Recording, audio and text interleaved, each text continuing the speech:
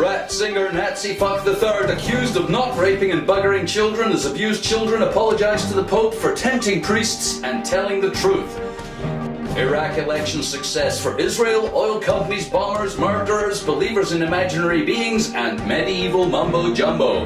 In the UK, Landless Peasant Party appeals for inaction and voter apathy in forthcoming general election against Gordon Brown. Fuck the Bench special report by D. Jackson on the sexual abuse of every single one of us by the media and marketing scum of Earth. Hello, slow vibrations of energy. Welcome to the fucking news. I'm massless particle interaction. Here are the headlines tonight.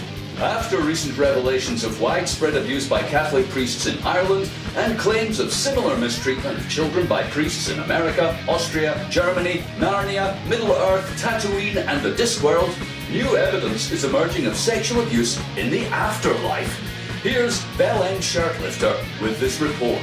The Catholic Church is reeling from another sex scandal. More than 200 reports of abuse have been made by dead victims who claim they've been raped and abused in heaven, abuse which they say God knew about and covered up. Pope Benedict is expected to issue a letter to be read out in church in which he will not respond publicly to claims that neither he nor his brother, Monsignor George Ratzinger, have ever buggered, raped or abused anyone, even though God wanted them to. In the letter, Pope Mein Führer Nazi Fourth Reich Gott im Himmel III is expected not to call for all abused children to apologise for coming forward and telling the truth. They should, he says, admit they all tempted the priests with their innocence and vulnerability and willingly kept quiet about the abuse out of fear of burning in hell for eternity. The letter won't go on. When you're a power-hungry psychopathic fraudster peddling delusions and claiming you have the moral authority of God on earth, the idea that your victims can stand up and reveal you to be amoral, lying, rapist cowards is reprehensible.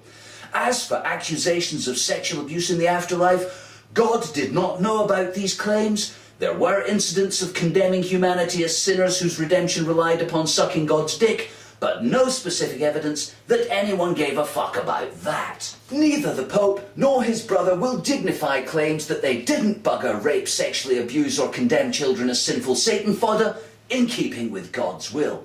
Instead, they don't claim the very fact that we poison the minds of humans with hocus pocus, sin, guilt and the threat of eternal suffering says more about us and people like us than any physical act of sodomy ever could.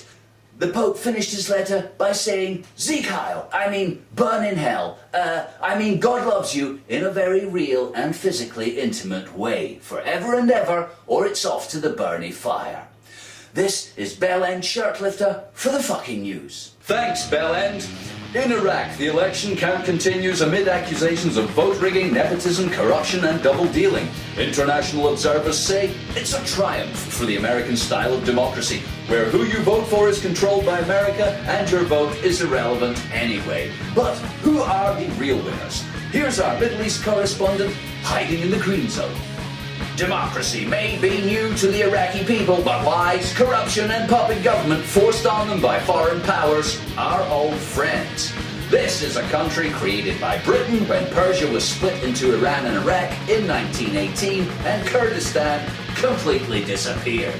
A country whose people have watched helplessly as Britain and then America foisted on them constitutional monarchies, powerless parliaments, military dictators, and now a religious coalition of gobbledygook. Of course, the real power was never in these institutions, and when the dust settles on this one, whoever emerges as leader of the country will be no different and no leader. The real winners here are likely to be Israel, gagging for a pipeline to its northern port of Haifa from the oil-rich north of Iraq. Israel views a pipeline to Haifa as a bonus the US could give to Israel in return for its support for the American-led slaughter of the campaign in Iraq. The new pipeline would take oil from the Kirkuk area, where some 40% of Iraq oil is produced and transported via Mosul and then across Jordan to Israel. But who gives a fuck about that? It's not like Israel created the conditions for war in Iraq so it could get their hands on their oil by proxy. No, it's not like that at all. It's not like Israel, desperate for and completely reliant upon energy imports, couldn't get any from its Arab neighbours because they hate them. It's not like that at all.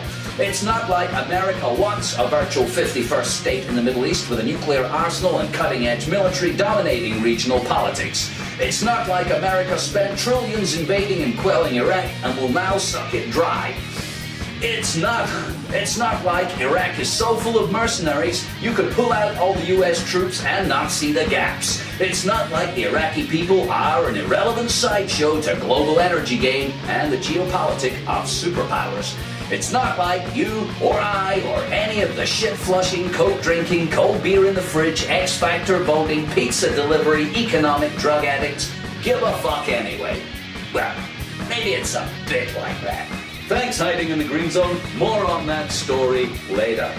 In the UK, the Landless Peasant Party has called for voter apathy and inaction in Gordon Brown's constituency on polling day during the forthcoming general election.